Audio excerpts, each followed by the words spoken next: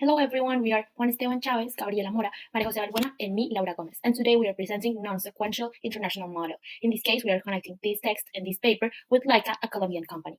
In order to approach this topic, we are dividing the content in 4 parts. The first of all is the analysis of theoretical background, the second one is the analysis of the methodological approach, the third one is the analysis of the development of the paper, and finally we have the selection of a low-hand example. As I have mentioned before, in this case is Leica, which is a Colombian company that is based in 4 pets. Well, first of all, it's important to understand that the name of the paper we're analyzing is called Selecting the Country in Which to Start Internationalization, the Non-Sequential Internationalization Model by Álvaro Cuervo. Now, taking this into account, it's important that the author start telling the 3 theories he has for internationalization, which are incremental internationalization model, the born global firms model, and the non-sequential international model. Now we have seen which of these 3 are. Now we're going to analyze each one of it and understand what it's about. The first one we have is incremental internationalization model. This one we divided by 3 points in order for you to understand. The first one is that so many times we ask ourselves why so many firms face so much challenges when moving to a new market. This is mainly because many managers does not have enough knowledge of these foreign markets. The second important aspect is the physical distance. What is the physical distance? The physical distance is mainly the sum of factors that prevent the flow of information from one market to another, from one country to another. This means that firms most of the time prefer to move to a country that is physically closer. This means that there is less distance between them because it's way more easy. And the third one is that the similar the competitors and customers are in the selected countries related to the home country, the better, because there's like more existing knowledge of it. So this is why many managers select countries with institutional conditions that are very similar, because the knowledge it's also very similar to the one they already have. The second one we have is the born global firm model. This tries to explain that there are some companies or some firms that literally were born to be international, because since the founding or since the beginning, they were seeking for a superior international business. This from the application of knowledge based on resources to the sale of outputs in multiple countries. Sometimes, due to their international marketing and entrepreneurial orientation, they achieve internationalization very easy, very widely, very early in compared to other countries, to other firms, sorry. As well, there is this idea in the born global firm model that the managers develop this attitude, this experience, this internationalization aspect due because they have early days work across countries and learn from it. Finally, we finish this born global firm model with the fact that business knowledge has a limited impact on the firm's internationalization, because the firm is high tech or highly innovative, letting the firms easily enter a rarely place or a rarely country. Finally, in terms of the key theories, and as the last one, we have the non-sequential internationalization knowledge. This one, we can resume it in the way that firms may strategically select non-sequential internationalization based on the development of knowledge in their home operations. In order to understand this last theory, it's important to divide it in 3. First is the internationalization knowledge, which is the capability that some firms have to have knowledge and deal with challenges operating at distance. Second is the business knowledge. In this one, a company operating in a business industries, for example, chemicals or machinery, is able to use the business model across countries more easily and more rapidly than those that end up selling to specific consumers. This taking into account that they are less affected by the difference in terms of religious, culture, or economics between countries. Finally, we have the institutional knowledge. In this one, a firm that has alliances to a foreign company in the home country is more likely to select a non-sequential internationalization than a sequential one. Now, talking about the applied methods on the paper primarily employs statistical methods to conduct its research. Specifically, it uses a provide model, which is a logistic regression technique used for the analysis of binary data. In this context, it is applied to firms engaged in exporting and distinguished between those choosing a non-sequential internationalization strategy, marked as 1, and those opting for a sequential internationalization strategy, marked as 0. Also, it quantifies the probability of a firm choosing non-sequential internationalization based on the various independent variables under consideration. It takes into account not only the characteristic of the firms, but also their specific environment and the preceding decision-making process involved in the internationalization. So the second model that is applied in the paper is the Heckman provide model. This model is employed to account for the decision to export, a critical step that precedes internationalization. The Heckman provide model incorporates additional independent variables that influence the decision to export. This information is then integrated into the analysis of the selection between non-sequential and sequential internationalization. The variables considered in the Heckman provide model include the first one is the growth potential, representing a firm's motivation to export for continued growth. The second one is demanding competition, which indicates whether a firm face foreign competition in its home market. The third one is demanding customers, capturing the influence of customers' expectations and segmentation. And the last one is the international trade experience, indicating whether a firm import inputs, which can affect its understanding of internationalization trade nuances. Now we're going to talk about the key variables that are in the paper. So here we have two types of variables. The first one is the depend.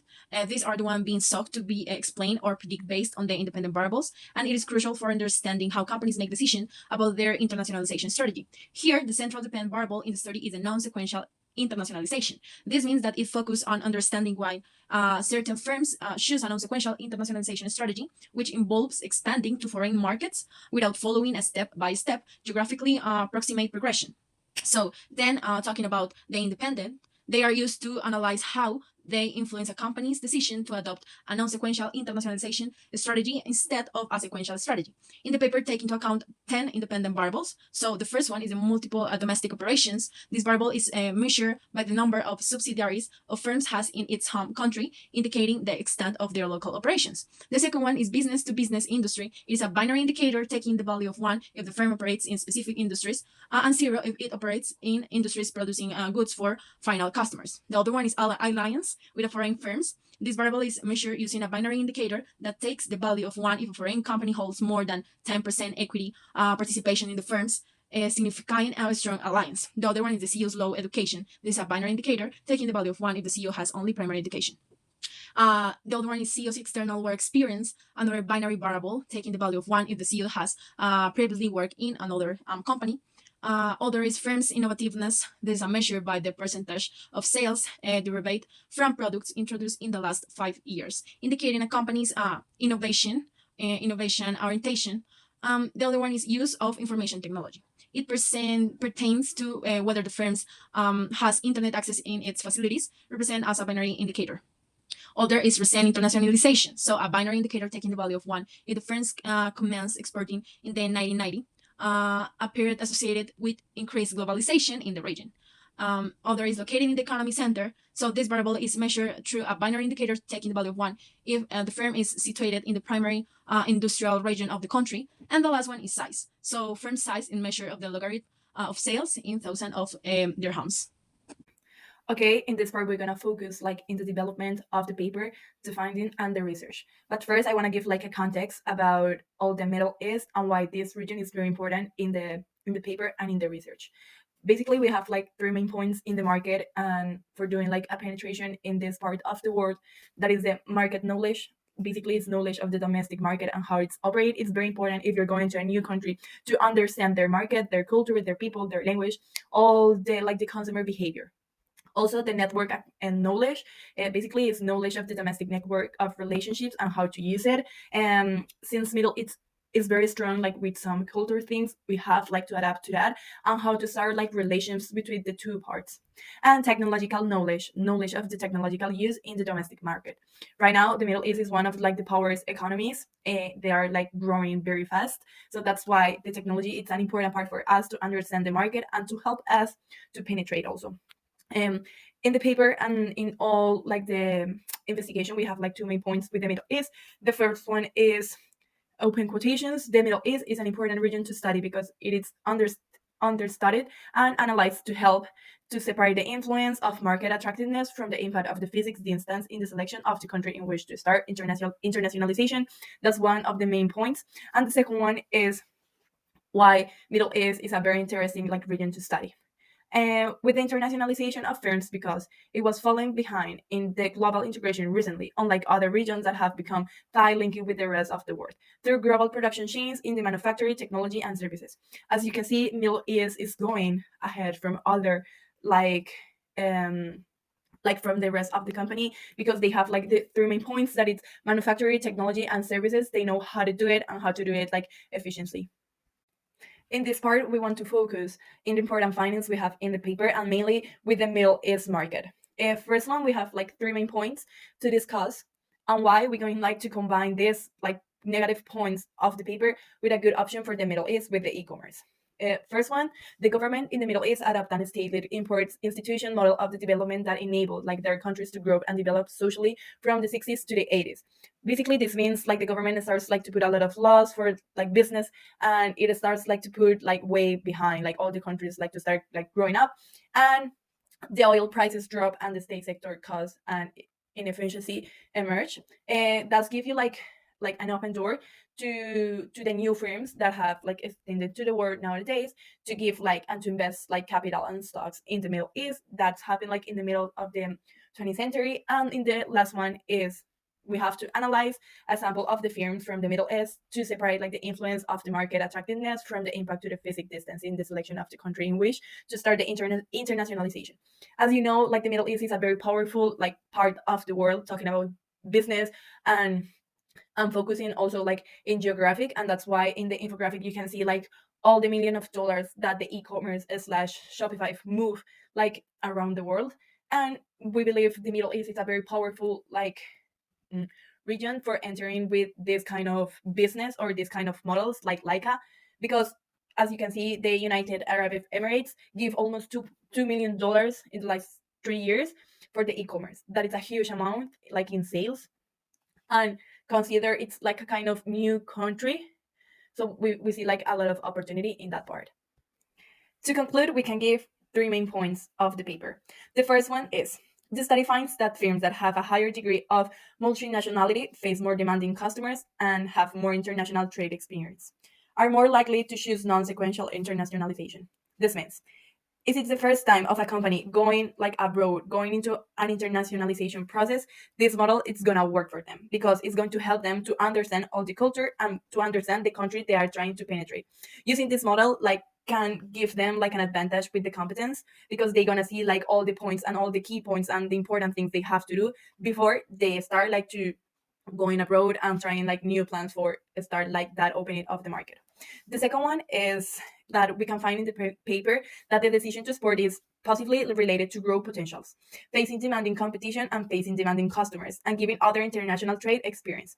With this finding, we can set literally that when you decide like to open to other like markets, you're gonna face new competitors, new customers, new trade experience, and this is like something very normal. But you have to take into account all of that because you're going to face that. So you have to bring all the tools to handle that and to give like the best experience to the new customers. That's why with the point number one, you have to focus very, very, very like punctual, like in the real things of the cultures, the consumer behavior, what like your new customers are experienced and why they should like choose you, and know like the brand they know like for years ago.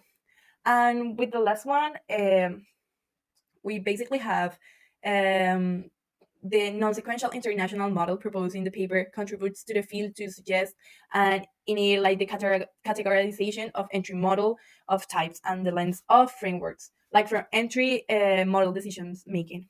Basically, if like in this part of the model, you have to know all the things of your new market. You have to have all the budget for like this new penetration because it starts like to give you and to propose, okay, what are you gonna do? Everything about the decision making. Opening to a new country, it's a very, very important thing for a company. I know it's expensive, but if you go and focus like in the other points, I believe you can have a very, very good experience and a successful penetration. In example, the case of the Colombian company that we are going to apply, it's going to be Laika. Laika is the most complete online store for pets, created by pet lovers for pet lovers. They are the online pet store with the largest variety of products and home services in Colombia. They have already now more than 5,000 products in the market. It was born from the need to have everything for the pets in the shortest time possible. The pet shop industry is on the rise, and the value proposition that Laika brought to the Colombia market was the one that put it is in a benchmark at national level. According to Camilo Sanchez, one of the founders of Laika, the last year in Colombia, 4.4 million households had pets, where 60.3% have a dog and 22.3% have a cat. In some cases, they have both of them. But this is a trend that is not only seen in Colombia, but also in worldwide because of the post-pandemic activities that we have been having in the market. Thanks to people that, for example, studies or work at home. So this trend has been really, really famous in the market. Like started operating at Bogota, and then they have been expanding through all the country. In the midterm, after they started, they searched to cover five principal cities that they now these days they have operations that are Medellin, Cali, Manizales, Armenia, Santa Marta, and Cartagena. After that, they started to participating in several investments rounds. The last one that they have participated left them more than $48 million that they used for their continuous of expanding. Now they have operations also in Mexico and Chile. Distributes more than 5,000 products in the countries where they operate now. The pet owners can purchase all range of food, treats, and toys, as well as insurance, home veterinary, funeral home, and adoption services. And also, the company also offers a special membership to be part of like a pet breeding community. That it's a program where customers have gifts or better options of prices for buying their products. Yeah, that like a half of being the unicorn of the pet market, we have a proposal of expansion that it's going to be to export up their products and services to Germany. Where Germany, at least the 47% of the populations, have household pets. Also, as we already said, the post-pandemic trend of multi-species family is really known worldwide. And also, the broad target audience that we are having, it's all of them are potential buyers. So it's going to be people that are going to consume or use the services and products of Laika. Also, at the moment of talking of exporting, Colombia has a lot of facilities for exporting the products to Germany. For example, we have elimination of tariffs under the aforementioned agreement. Many Colombian products can enter Germany without paying customs duties, which makes Colombian products more competitive in the German market.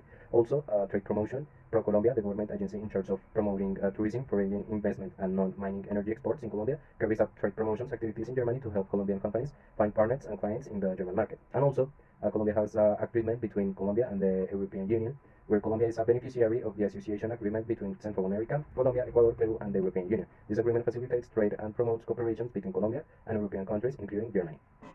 Talking about our proposal, we have 4 steps that are divided for the success of this proposal in the German market. We're going to start with a continuous market research. We're going to establish a market research team in Germany to constantly monitor pet-related trends, preferences, and purchasing behaviors in the German market. Also, we're going to analyze competition, local competition, and German market practices to understand how Leica can differentiate itself and offer unique value. The second step is going to be the adaptation of products and services to that market. So we're going to adapt Leica products to meet the specific preferences and needs of the German market. This will include the introduction of high quality, sustainable, and organic products, which are valued by the German consumers, and also develop additional services such as home pet sitting or loyalty programs adapted to the preferences of the German market.